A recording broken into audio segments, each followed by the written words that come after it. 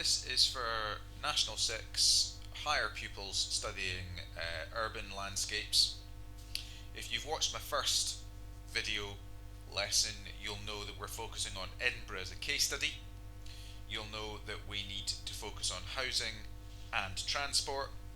You'll know that in the last video I dealt with the need for change, the strategies for change, and the effectiveness of those strategies for housing. In this video, I'm going to do exactly the same, but focusing on transport in Edinburgh. So once again, we need to be able to answer questions for the SQA on the reasons, the need for change, the reasons why we need to change our transport infrastructure. Secondly, we need to look at the ways in which we can face those challenges, the strategies, the solutions. And thirdly, we need to look at the effectiveness of those strategies. How effective the solutions we're putting in place are to meeting the challenges that we face in a modern, developed world city. Okay, let's get started. Edinburgh has significant problems with traffic congestion. Just a little bit of reading to kick off with. Recent studies have shown that Edinburgh is one of the UK's most congested cities. I think you should be taking notes here. Pause the video screen, take a few notes. It's really useful. You would score marks if you were able to summarise the point made in that paragraph. Huge numbers of vehicles enter the city every day. All the time, Edinburgh is developing, so there's lots of business parks and industrial sites growing on the edges of the city, and those are increasing the number of cars and vehicles visiting the city. But also things like city centre attractions, not least the Fringe and Edinburgh Festival, are overloading our transport infrastructure. So these are two good reasons why we have a problem with traffic congestion. Notice the detail that I'm writing them in. So if we were just to pick through this writing in a little bit more detail, I would be giving you marks for knowing that the UK is one of Britain's most congested cities, but I would give you the marks if you were able to back it up with the reference. I would be giving you marks if you are able to tell me about the time spent at standstill, the amount of time wasted, 66% longer in the evening rush hour due in congestion.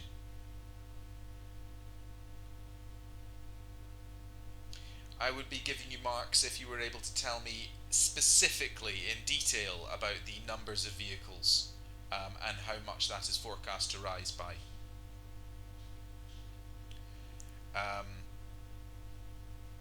So, whilst I want you to read this screen, take notes from it, bear in mind that you will be expected to remember the specific numbers, dates, names and places in the case studies. Okay, moving on.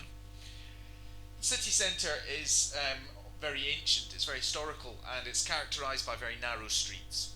Those streets are cobbled and winding.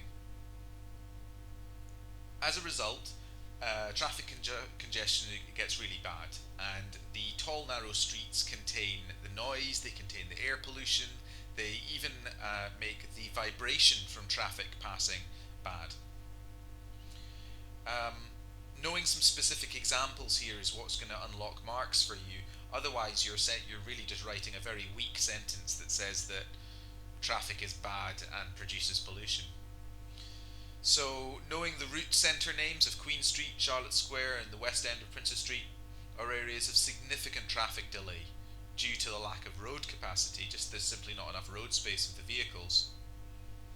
And the fact that people park on the streets, high levels of on-street parking, also contribute towards these problems. Talking about pollution, we should mention that congestion is a public health risk. Emissions from cars can increase the rates of asthma and some forms of cancer. That's recognised now. That's been proven. Noise pollution can affect health. It can affect your sleep, for example, and certainly can affect property value. So those are two good ways into scoring a mark out of why noise pollution produces a problem. Traffic can produce damage in the form of vibrations, which can damage architecturally significant buildings. A quick pause again now that I've read through this. You need to stop this video and rewind it and read through these notes yourself, either copying them or taking notes from them. Make sure when you're learning these notes that you understand what it is that you're learning. We are identifying problems. For example, congestion is the problem.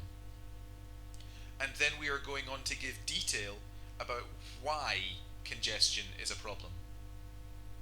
And it is a problem because the emissions caused are a health risk.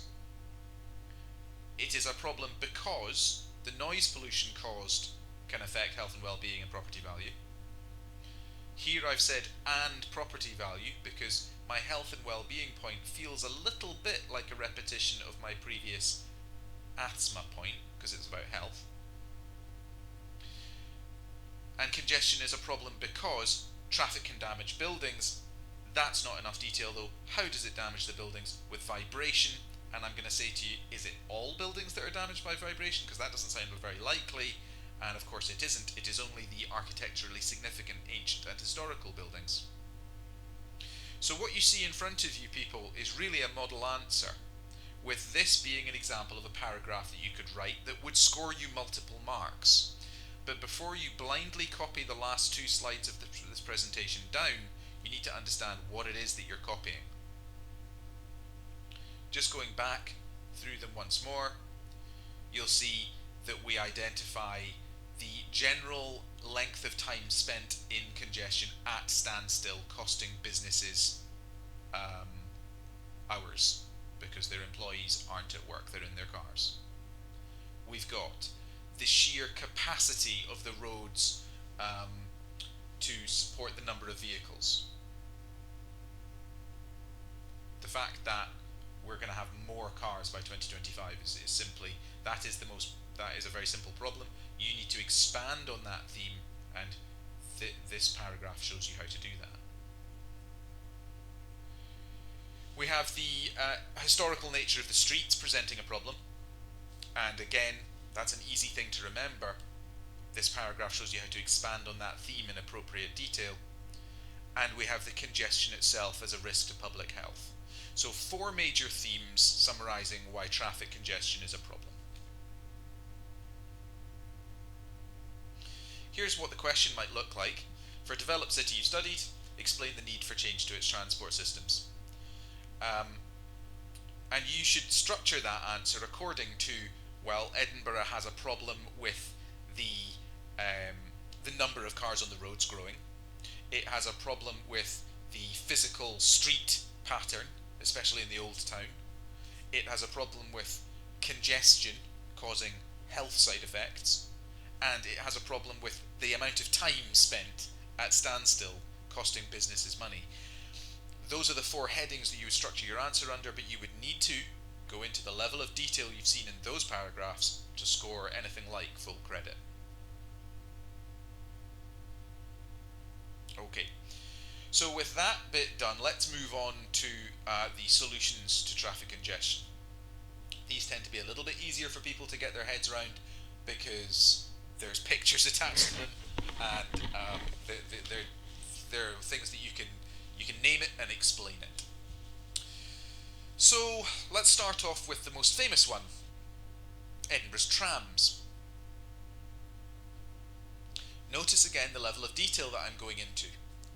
Feel free to pause the video and to copy down these notes because they are really complete, full notes. Notice that in the orange backed bit of writing, I'm not just talking about what the trams hope to achieve, i.e. why they are a solution, but also whether they were successful or not. And that starts to get into that second question about whether they're effective. So the trams are a way to reduce traffic congestion. However, the effectiveness could be questioned because it's been overdue.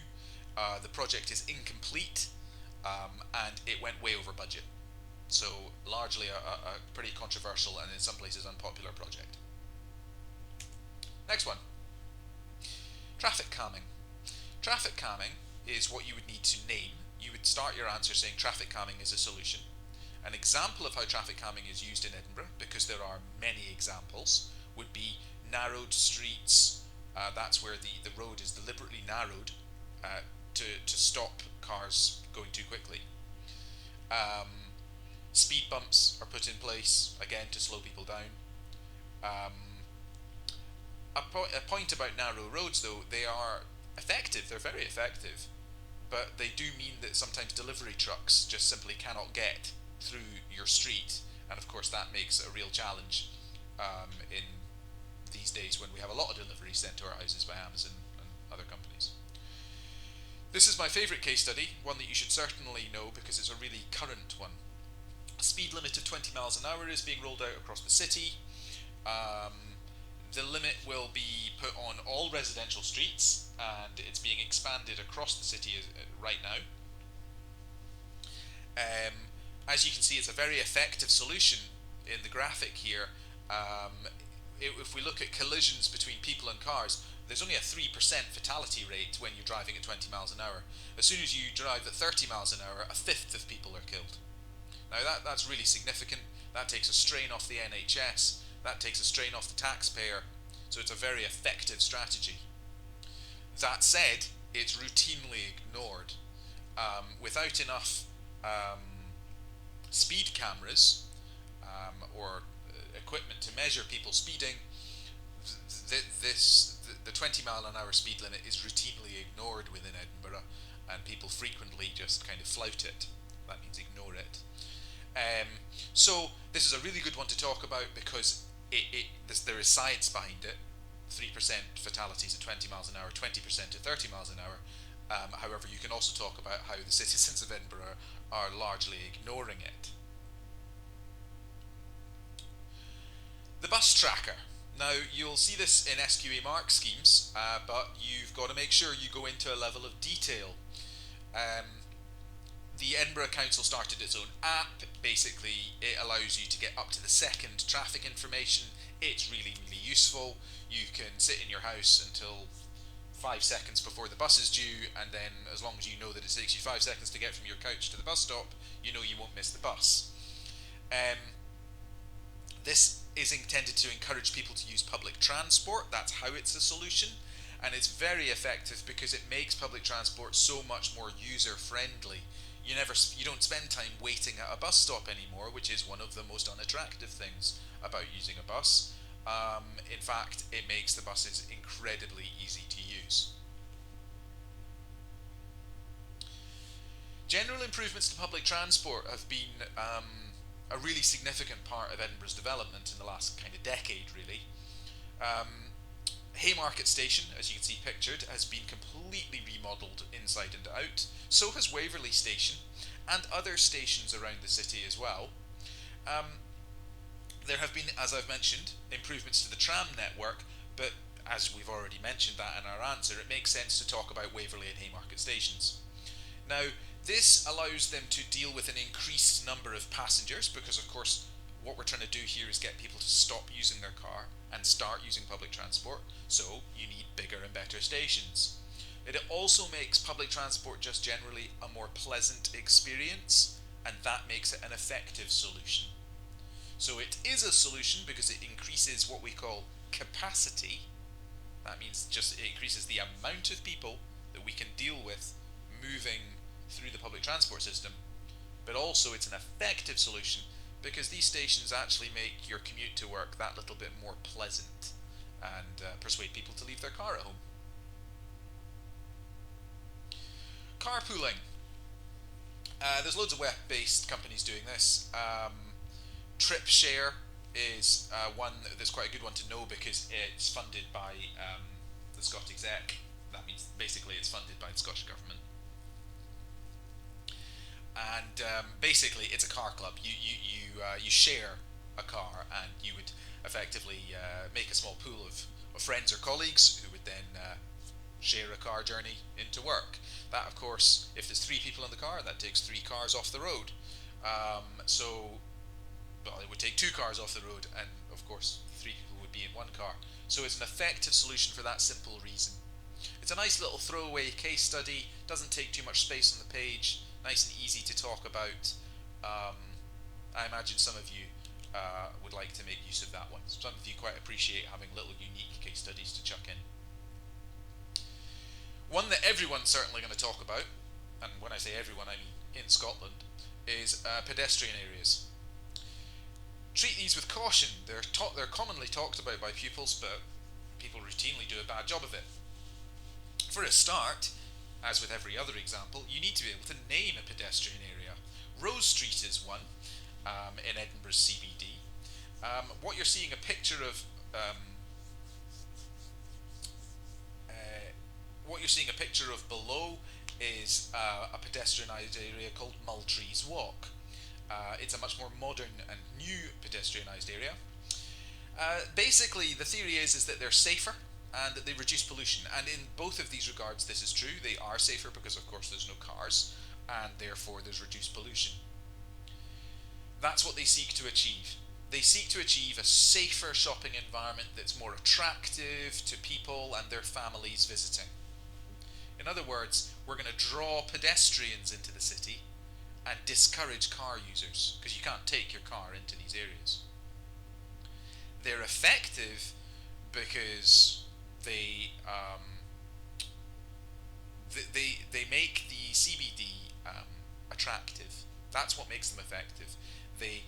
You'll find that very high order shops, that means expensive shops, want to locate near these locations.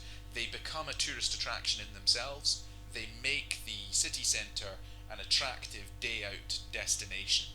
People want to go to these pedestrian areas. You can hang around there, have a coffee, have your lunch, go to the shops. They become a day out destination for a family in and of themselves. That's what makes them effective. They've made the city centre worth visiting, and most importantly, they've made the city centre worth visiting as a pedestrian, and that's really important. Okay, so let's get on to some more boring solutions.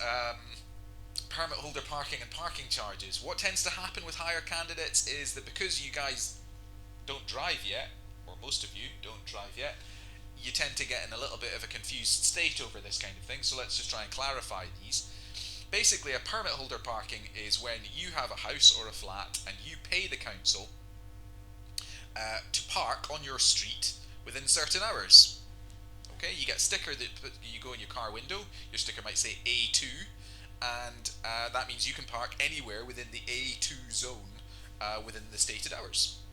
No one else can. This means that there's always a parking space available for you, in theory. So it's a good system because it means that you're discouraging people who do not live in the area bringing their cars in. This is the bit you've got to get right. This is the bit you've got to explain.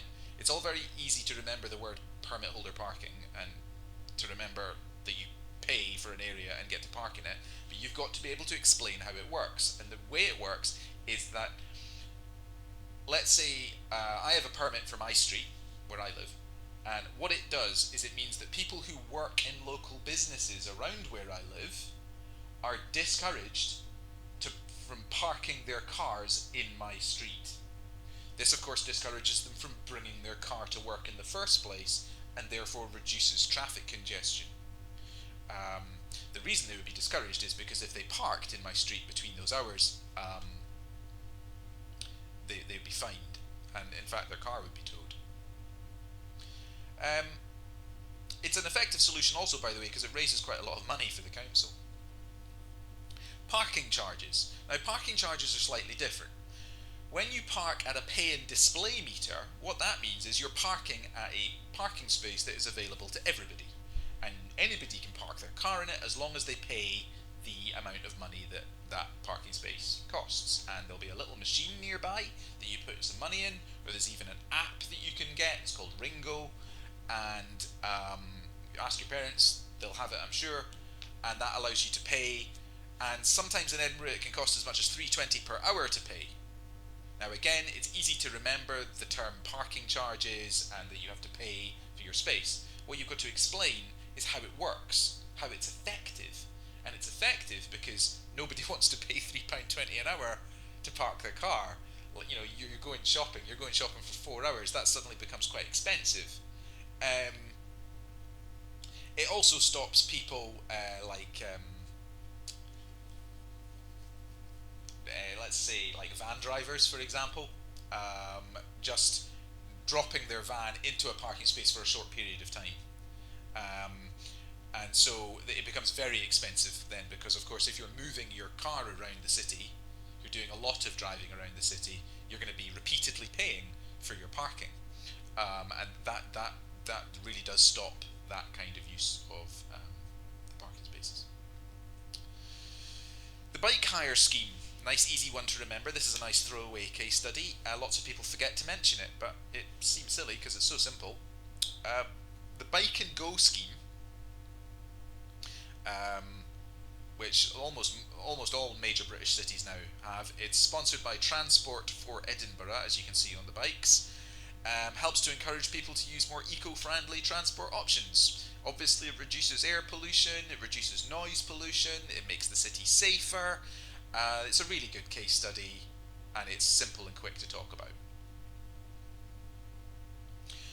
Some more kind of classic ones that you'll find in SQA mark schemes are things like park and ride facilities. You will need to name one. One is Ingliston Park and Ride.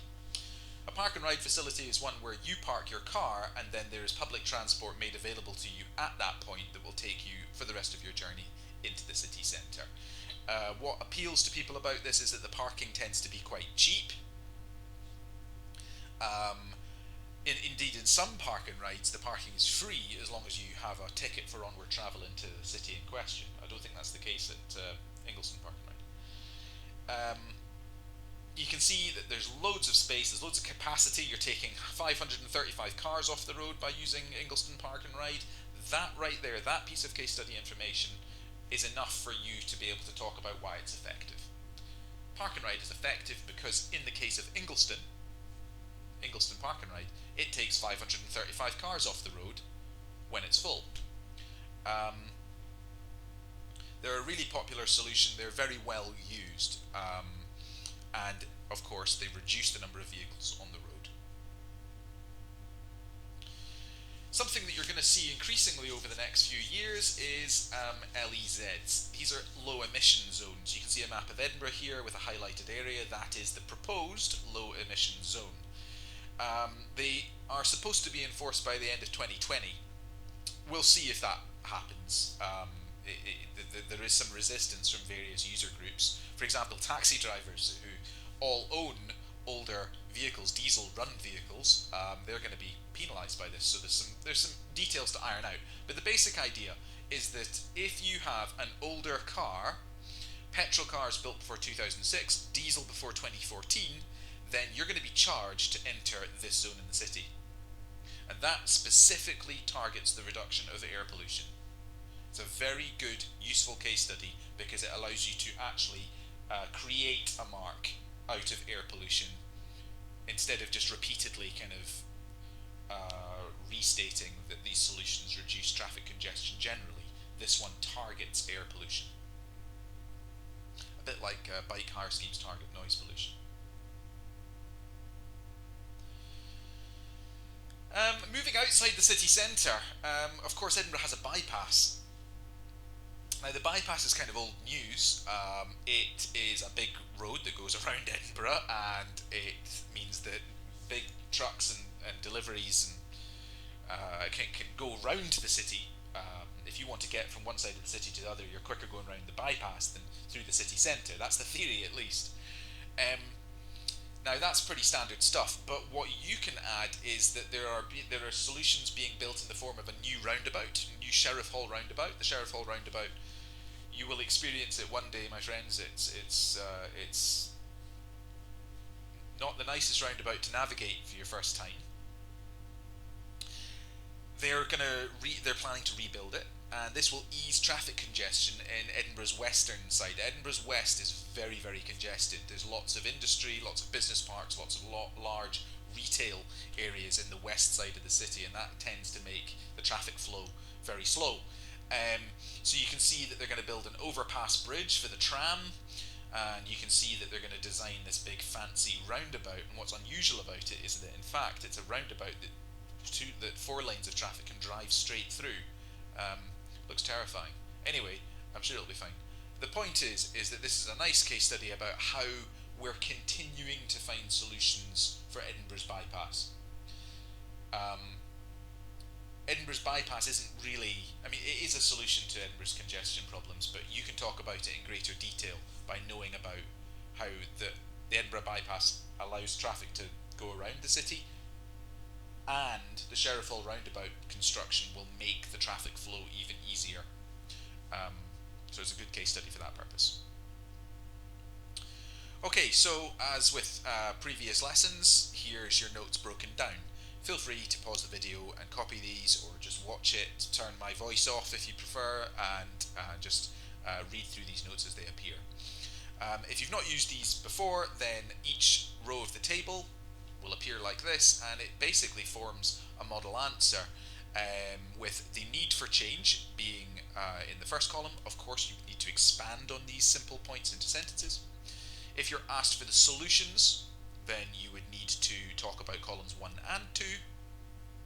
And if you're talking about effectiveness, that question is going to be worth more marks, because really, to talk about effectiveness, you really got to talk about the solution very briefly as well.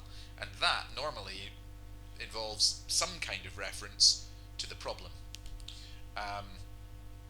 Okay, so let's get started. We know, first of all, that Edinburgh is highly congested. This makes commute times too long. That is one of the big reasons. Let's not pretend that we're driving all of this just because of environmental friendliness and air pollution. One of the big reasons we need to fix congestion is because business people are sitting in their cars too long when they could be at their desks doing work. So, there are loads of solutions to traffic congestion. So I've just put various named improvements to public transport infrastructure. You could talk about Haymarket, Waverley Station. You could talk about the trams. You could talk about pay and display parking.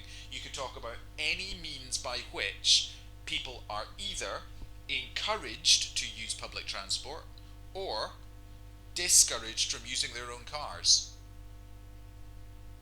I'll just pause there for a second, because that's an important distinction. You can score marks by talking about why people are encouraged to use public transport or discouraged from using their own vehicles. And if you go back through the solutions notes, you'll see that it's very clear when a solution is trying to do one of those two things. These are effective because, of course, they reduce commute times. That's crucial. People buy their houses based on how long it takes to commute to work, so reduced commute times is a really significant thing.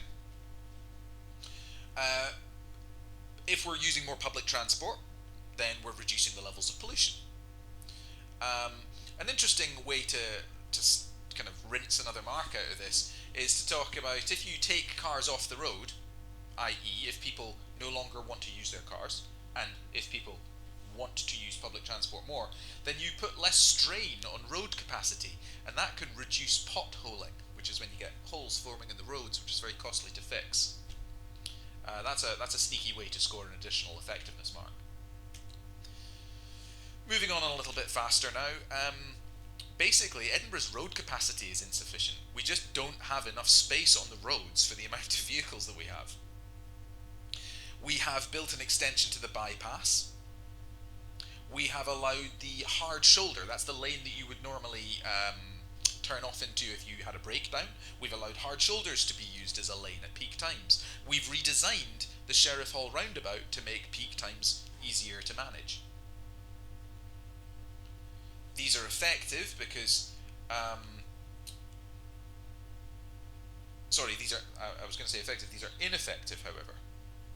Studies show that if you increase the amount of road space, you merely increase the amount of car ownership. That has been a well-researched fact for a few decades now. If you build more roads, people will simply buy more cars. So it's a very expensive solution, and certainly a bit of a gamble. It may not work. This redesigning of the Sheriff Hall roundabout I showed you a picture of before, who's to say that that's actually going to work? Traffic management and roadside engineering are really um, quite high. They're high earning careers in geography because of the amount of, you've got to get it right. If you go and build a huge roundabout outside Edinburgh, it's a bit embarrassing if it doesn't actually ease the traffic congestion. Um, Now, these are really good solutions, but only if they are used in conjunction with other policies. So it's fine if you want to build an extension to the bypass, if you want to allow people to use the hard shoulder, if you want to redesign the roundabouts, that's all great. But it's not actually reducing the amount of vehicles. It's just making the existing amount of vehicles have slightly more space to move around. So you need to use it in conjunction with something else, such as an LEZ. Remember, that means a low emission zone. This is a slightly more complex one to talk about, but if you can get your head round it, there's actually loads of good quality marks in here. The problem being that Edinburgh doesn't have enough road space. Okay. The next problem is congestion and air pollution. Know that pollution falls into the categories air, noise, and vibration. There are other forms of pollution, of course, but in the context of traffic congestion, those are the three big ones. The solution here that I like the most is the low emission zone. It's current, it's very up to date. It should be in place by the end of 2020. However, is it effective? Well, you can argue not, because industries such as taxis are negatively affected, as they have predominantly got diesel engines, and they'll have to go electric or hybrid at a cost to their business. So yeah, there's some voices that disagree with it. However, you can also argue that it's very effective because air pollution has been linked to cancer and to asthma, and those are serious conditions that we should try to reduce. Then we get into the street design. Old town of Edinburgh, the historical city centre, has got very narrow, twisty streets. Pedestrianisation makes this safer. You should know yourself, you've got to talk more about safe, attractive, family environments. And they're effective, as I've said here, because they're quieter, they encourage footfall in the CBD. That's the key point. The pedestrian areas encourage footfall in the CBD, encouraging people back into the city centre. Other ways we can deal with the very congested city centre are things called car-free days. This is where once per month, normally on a Sunday, they just ban cars altogether from certain streets. This has been trialled in Edinburgh. Victoria Street is a street which has had this done. Victoria Street's the one that J.K. Rowling used as her basis for Diagon Alley, if you've read the Harry Potter books. Now this removes cars completely from the streets, so obviously that encourages footfall. Footfall means pedestrian numbers. And that benefits struggling high street shops. If you see anything of the news these days, you'll know that high street shops are struggling. So that's a good way to talk about the effectiveness of removing cars from the streets. You're not just repeatedly talking about reducing air pollution and reducing congestion. In this example, you're talking about improving the conditions for struggling high street shops. The next problem is that there just isn't enough public transport. We don't have enough we don't have enough buses, we don't have trams, we don't have enough public transport. So we've got bike hire, carpooling, construction of trams and improvements to stations. Loads to talk about there. Reasons that they're effective are they make public transport more attractive to users. Reasons also that it increases people's options at peak times. A good example of that's major sport events. Like, for example, if Murrayfield is being used, the big stadium in Edinburgh, for an international rugby match, then there can be gridlock on the roads and it can become very difficult to get anywhere. So the tram system, the new trams, have actually got a special station at Murrayfield, and it connects people directly to the airport and to the central stations of Waverley and Haymarket, so they can get people away from these congestion areas as quickly as possible. If you talk about that in the detail I've just described, that's good quality case study marks. And finally here, the number of cars continues to rise. Car ownership continues to go up, and so this is a good opportunity for you to hit your answer with a few kind of oldies and goldies, just classic case studies like pay and display parking and park and ride. Make sure you know what these terms mean. Um, the whole permit parking, pay and display, park and ride. I have a feeling that it's something to do with all these words beginning with P, but people get them very confused, and they say park and ride when they mean pay and display, and it all gets confusing for them. So just make sure that you pick on one or two examples and that you thoroughly understand what pay and display is, what it's seeking to achieve, and how it is effective. Here's the question, or here's a version of the question. Explain the strategies employed to combat the problems of traffic congestion in a developed world city you've studied. You should refer to specific named examples in your chosen city. Edinburgh happens to be on this list, but it's worth pointing out that even if your case study example wasn't in the list, you would be allowed to use that. And I just can't stress it enough, guys. You've really got to have the detail. You've got to know the named examples. You've got to know what they seek to achieve. You've got to know what makes them effective. So make sure that you watch this video a few times. Make sure you pause it at the relevant points to take down the notes, copying those notes out.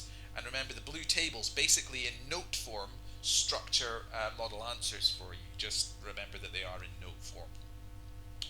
Okay, so there we are. That's Edinburgh's transport dealt with. I've addressed the need for change, I've addressed the solutions to those problems, and I've addressed the effectiveness of those solutions. You need to break your revision down into those three categories because you will be asked at least one of those questions in your exam.